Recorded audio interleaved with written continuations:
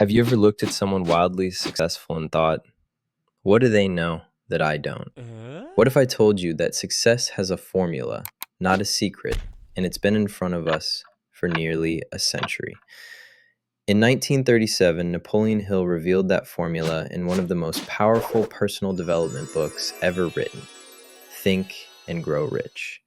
This book isn't about how to get lucky, it's about how to think in a way that changes your reality. Truly thoughts are things, and powerful things at that. Over 25 years, Hill studied more than 500 of the most accomplished people in the world. People like Andrew Carnegie, Henry Ford, Thomas Edison, Theodore Roosevelt, and Alexander Graham Bell. They weren't just successful, they were builders of empires. And Hill wanted to know what made them different. What he discovered wasn't talent, it wasn't money, it wasn't education. It was how they thought. Success begins with desire. Not a vague wish, but a clear, burning obsession. The starting point of all achievement is desire. Keep this constantly in mind. Weak desire brings weak results, just as a small fire makes a small amount of heat. Hill introduces us to the story of Edwin C. Barnes. Barnes wasn't wealthy, he wasn't famous, he didn't even have the proper education. But what he did have was a definite goal. He wanted to become a business partner with Thomas Edison. Not an employee, not a salesman, a partner. And here's what makes his story unforgettable. Barnes traveled across the country by freight train with no money, no invitation, and no plan other than to declare his intent. He showed up at Edison's lab and asked for a chance. Did he become a partner that day? No. But Edison saw something in his eyes. Determination. He gave him a job in the lab, doing ordinary work. For 5 years, Barnes persisted, until the opportunity came. Edison invented a new dictation machine. His salesman didn't believe in it, but Barnes did. He sold it like wildfire. That's when Edison said, He had made himself so useful that I couldn't get along without him. Barnes' dream came true, not through luck, but through desire so intense, it became destiny. Faith is belief in the unseen. Hill describes it as the chemical that transforms desire into reality. Faith is the head chemist of the mind. When faith is blended with thought, the subconscious instantly picks up the vibration, translates it into its spiritual equivalent, and transmits it to infinite intelligence. Hill says that faith is something you build by repetition. This is where autosuggestion enters. He explains that you can train your mind to believe in your goals through the repetition of affirmations and visualization. If you say it, feel it, and believe it often enough, your subconscious begins to act on it as if it were real. Chapter 3. Autosuggestion, the medium for influencing the subconscious mind. Autosuggestion is the agency of control through which an individual may voluntarily feed his subconscious mind on thoughts of a creative nature. In simpler terms, autosuggestion means self-talk. It's the act of planting seeds in your mind, but the words aren't enough. You have to feel them. Hill gives a practical method. Write your chief aim in life. Read it aloud twice daily, once before bed, once in the morning. Do it with emotion. Picture it already happening. The subconscious mind does not differentiate between truth and imagination. It simply accepts what is repeated with feeling. That's how belief is built. Chapter 4. Specialized knowledge, personal experiences or observations. Hill makes a bold claim. General knowledge, no matter how vast in quantity, is of but little use in the accumulation of money. In other words, just knowing things doesn't make you rich. What does? Specialized knowledge. Knowledge applied to a purpose. Knowledge that solves a specific problem. Here's an example Hill shares. During the early automotive boom, Henry Ford was criticized for not having a traditional education. Journalists called him ignorant. One reporter tried to embarrass him by asking a series of technical questions. Ford calmly responded, If I should really want to answer the foolish question you have just asked, or any of the others, let me remind you that I have a row of electric push buttons on my desk. By pushing the right button, I can summon men who can answer any question I desire concerning the business to which I am devoting most of my efforts. Ford didn't need to know everything. He just needed to assemble the right knowledge from the right people at the right time. That is the power of specialized knowledge. Everything begins in the imagination. Man's only limitation within reason lies in his development and use of his imagination. Hill divides imagination into two categories: atheists, synthetic imagination, rearranging existing ideas into new combinations; creative imagination, receiving new ideas through inspiration, intuition, and flashes of insight. Think of every major innovation, from the light bulb to the airplane. Those things didn't exist until someone imagined them first. One idea, acted on with persistence, has changed the world countless times. So what separates the dreamers from the doers? Action, and the willingness to trust the images in their minds. Organized planning, the crystallization of desire into action. Dreams don't work unless you do. You have learned that everything man creates or acquires begins in the form of desire. Desire is taken on the first lap of its journey from the abstract to the concrete, into the workshop of the imagination, where plans for its transition are created and organized. But Hill adds this: if your first plan fails, change the plan, not the goal. He shares a story about a group of young men who wanted to buy a college for black students in the South during a time of extreme poverty and racial segregation.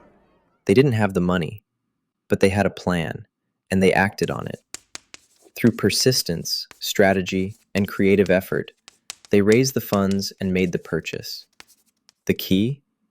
Organized planning combined with belief. Chapter 7: Decision, the Mastery of Procrastination. Analysis of over 25,000 men and women who had experienced failure disclosed the fact that lack of decision was near the head of the list of the 30 major causes of failure. Hill found that successful people make decisions quickly and clearly. Unsuccessful people waver. Procrastination is the enemy of progress. One of Hill's examples was Henry Ford, a man who, once he made a decision, stuck with it even when others laughed at him. When he decided to build the Model T using a V8 engine, his engineers told him it was impossible. He told them to build it anyway. Months went by. Nothing worked. They returned, defeated. Ford repeated his order: build it. Eventually they did, and it changed the world. Chapter 8: Persistence, the sustained effort necessary to induce faith. There is no substitute for persistence. It cannot be supplanted by any other quality. Persistence is what separates those who wish from those who win. Hill shares a powerful story. A man discovered gold during the gold rush. He drilled, found a promising vein, and raised money to dig deeper. But after a short run of success, the gold disappeared. He dug further. Nothing. Discouraged, he sold the machinery to a junk man. The junk man didn't quit. He consulted an expert, who told him the gold vein was just 3 feet from where the man stopped drilling. He resumed digging and struck gold. More gold has been mined from the brains of men than has ever been taken from the earth. The lesson: most people give up just before success appears.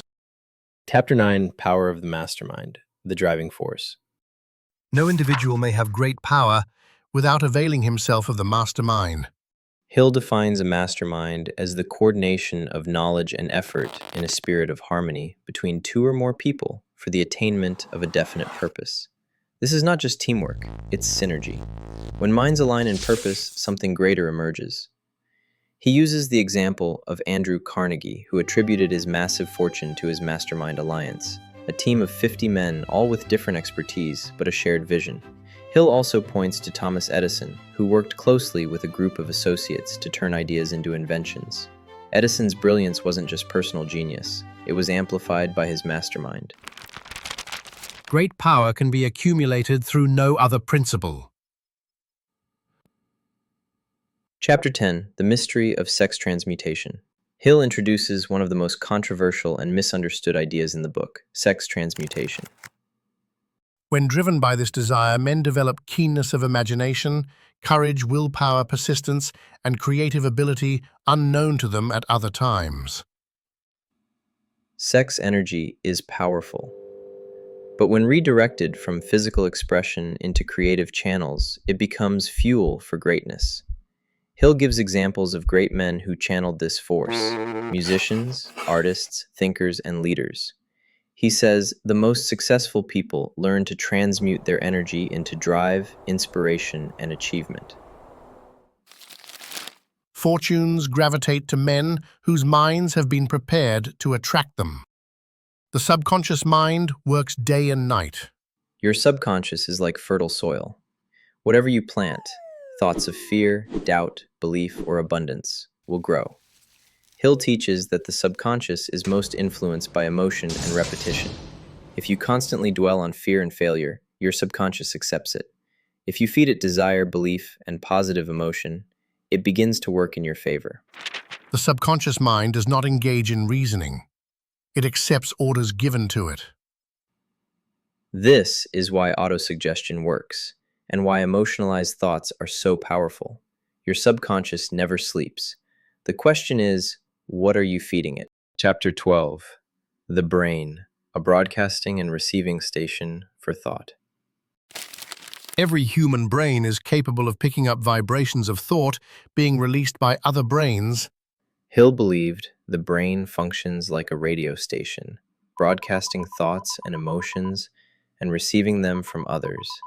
This is what modern science might call mirror neurons, intuition, or frequency.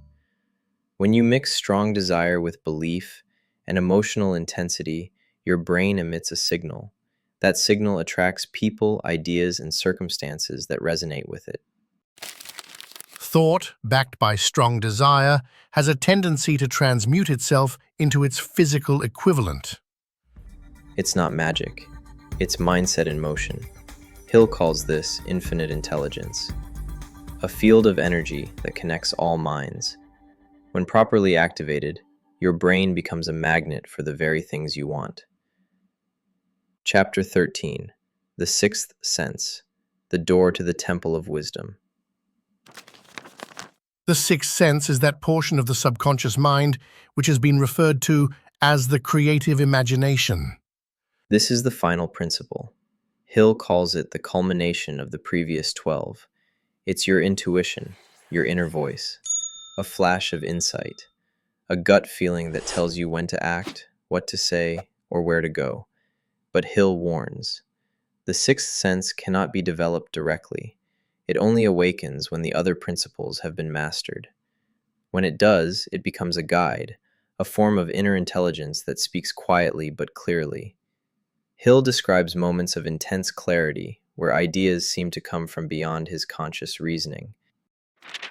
Through the aid of the sixth sense, you will be warned of impending dangers in time to avoid them, and notified of opportunities in time to embrace them. This principle is the most spiritual and the most mysterious, but also, perhaps, the most important. Chapter 14: The Six Ghosts of Fear. Napoleon Hill warns that even with a burning desire and unwavering faith, success cannot thrive if your mind is ruled by fear.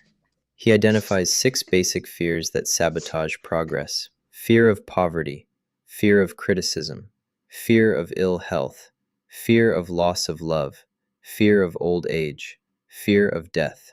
According to Hill, these fears generate indecision, cynicism, and conformity. They drain ambition. To conquer them, you must recognize and name each fear. Replace them with love, courage, faith, and definiteness of purpose. Use autosuggestion to drown out fear with belief.